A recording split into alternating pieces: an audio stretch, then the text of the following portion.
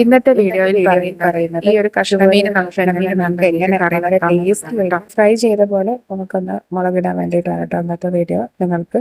അപ്പം ഇതിനായി ഞാനിതൊന്ന് നന്നായി ഒന്ന് കഴുകി വൃത്തിയാക്കി എടുക്കുന്നുണ്ട് കേട്ടോ. ഇപ്പം ഇത് നന്നായി കഴുകി വൃത്തിയാക്കി എടുത്തിട്ടുണ്ട്. ഇനി ഇതിലേക്ക് ആവശ്യമായ ഉള്ളി, പച്ചമുളക്, ഇഞ്ചി, തക്കാളി ഇതൊക്കെ ഒന്ന് നമുക്കൊന്ന് അരിഞ്ഞെടുക്കാം. ഇപ്പം ഞാനിതൊരു ഫ്രൈ പാൻ അടുപ്പത്ത് വെച്ചിട്ടുണ്ട്. ഒരു ഫ്രൈ പാൻ എടുത്ത് വെച്ചിട്ടുണ്ട്. അതിലേക്ക് ഞാൻ കുറച്ച് വെളിച്ചെണ്ണ ഒഴിച്ചിട്ട് ഉള്ളി ഇട്ട് കൊടുക്കുന്നുണ്ട്. ഇനി ഉള്ളി ഒന്ന് താളാൻ വേണ്ടിയിട്ട് വെക്കുന്നുണ്ട്. അതിലേക്ക് കുറച്ച് ഉപ്പും കൂടി ഇട്ട് കൊടുത്താൽ പെട്ടെന്ന് താളി കിട്ടും. ഇനി ഇതിലേക്ക് കറിവേപ്പില ഒക്കെ നല്ല മെല്ലായി ഇട്ട് കൊടുക്കാം. അപ്പോൾ ഇത് നന്നായി ഒന്ന് ഇളക്കി കൊടുക്കുന്നുണ്ട്. ഇനി ഇതിലേക്ക് നമുക്ക് ഇഞ്ചി, വെള്ളുള്ളി, പിന്നെ അതുപോലെ തന്നെ നമ്മുടെ പച്ചമുളക് ഒക്കെ ഇട്ട് കൊടുക്കാം. ഇപ്പം നന്നായി ഇതൊന്ന് വഴറ്റുന്നുണ്ട്. ഇനി ഇതിലേക്ക് കുറച്ച് തക്കാളി കൂടി ഇട്ട് കൊടുക്കുന്നുണ്ട്. അപ്പോൾ അത് നന്നായി കുറച്ച് സമയമെടുത്ത് ഇതൊന്ന് വഴറ്റി കൊടുക്കാം.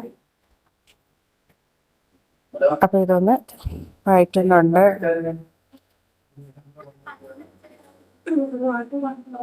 വളരെ ടേസ്റ്റി ആയിട്ടുള്ള ഒരു മുളകിട്ടതാണിത്. വളരെ എളുപ്പത്തിൽ ചെയ്യാൻ പറ്റുന്ന, പ്രത്യേകിച്ച് ഹോസ്റ്റലുകൾക്കൊക്കെ വേഗം ട്രൈ ചെയ്യാൻ പറ്റുന്നതാണിത്. പിന്നെ ഞാൻ തക്കാളിയൊക്കെ ഇട്ട് കൊടുത്ത് നന്നായി ഒന്ന് മിക്സ് ചെയ്യുന്നുണ്ട്. ഏകദേശം ഉള്ളിയൊക്കെ ഒന്ന് വാടി വന്നിട്ടുണ്ട്. ഒരുപാട് അങ്ങ് വാടിപ്പോകണ്ട കേട്ടോ.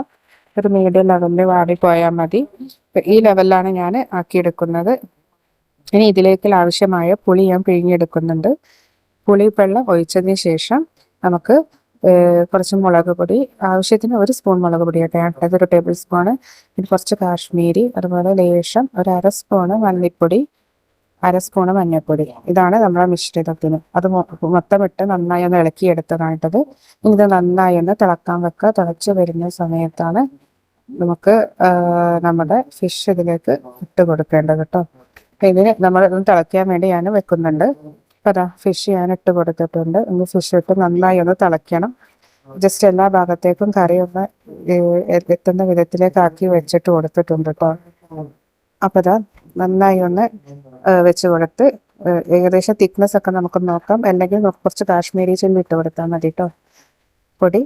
ഇനി ഇതൊന്നും ഞാൻ മൂടി വെക്കുന്നുണ്ട് കേട്ടോ. അപ്പം നന്നായി ഇത് തിളയ്ക്കുന്നുണ്ട്. അപ്പം ഏകദേശം ഇത് നന്നായി തിളച്ച് കഴിഞ്ഞ് ഇത് ഓഫ് ചെയ്തിട്ടുണ്ട്. ഇപ്പം കണ്ടോ, നന്നായിട്ട് മീനൊക്കെ അതിൽ നന്നായി പിടിച്ചിട്ടുണ്ട്. നല്ലൊരു സ്മെല്ല് വരുന്നുണ്ട്. ഇത് തുറക്കുമ്പം തന്നെ ഇപ്പം നല്ല ഫിഷ് കറി, ടേസ്റ്റി ആയിട്ടുള്ളൊരു ഫിഷ് കറി റെഡി ആയിട്ടുണ്ട് കേട്ടോ. ഇതൊന്നും ട്രൈ ചെയ്ത് നോക്കൂ നിങ്ങൾ.